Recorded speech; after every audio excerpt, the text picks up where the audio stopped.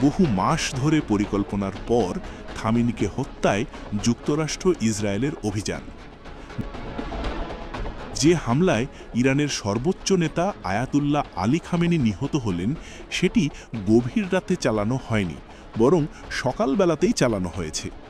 এ ধরনের হামলা সাধারণত গভীর রাতে চালানো হলেও এ হামলাটি সকালে হওয়ার কারণ মাত্র কয়েক ঘন্টা আগেই পাওয়া অত্যন্ত গুরুত্বপূর্ণ একটি গোয়েন্দা তথ্য কাজে লাগানোর সিদ্ধান্ত নেয় যুক্তরাষ্ট্র এবং ইসরায়েল। মাসের পর মাস ধরে তারা এমন একটি সুযোগের অপেক্ষায় ছিল যখন ইরানের সব শীর্ষ পর্যায়ের ব্যক্তিরা একত্রে বৈঠকে বসবেন।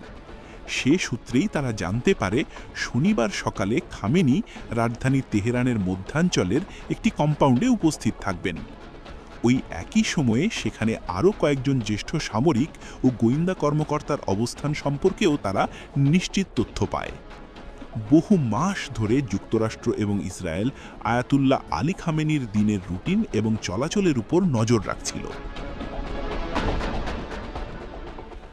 যদিও তারা ঠিক কী পদ্ধতিতে সে কাজটি করেছিল তা গোপন রাখা হয়েছে, তবে মার্কিন প্রেসিডেন্ট ডোনাল্ড ট্রাম্প সামাজিক যোগাযোগ মাধ্যমে দেওয়া এক পোস্টে এ বিষয়ের আভাস দিয়েছেন।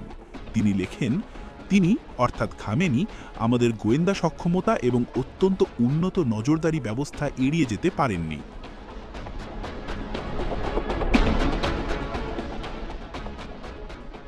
হতে পারে আলী খামেনি বিষয়ক তথ্য কোনো মানুষের কাছ থেকে যুক্তরাষ্ট্র পেতে পারে, তবে এক্ষেত্রে ইরানের গুরুত্বপূর্ণ ব্যক্তি যারা খামেনির কাছের মানুষ, তাদের উপর চালানো প্রযুক্তি নির্ভর নজরদারি থেকেই এ তথ্য পাওয়া গেছে, এমন সম্ভাবনাই বেশি।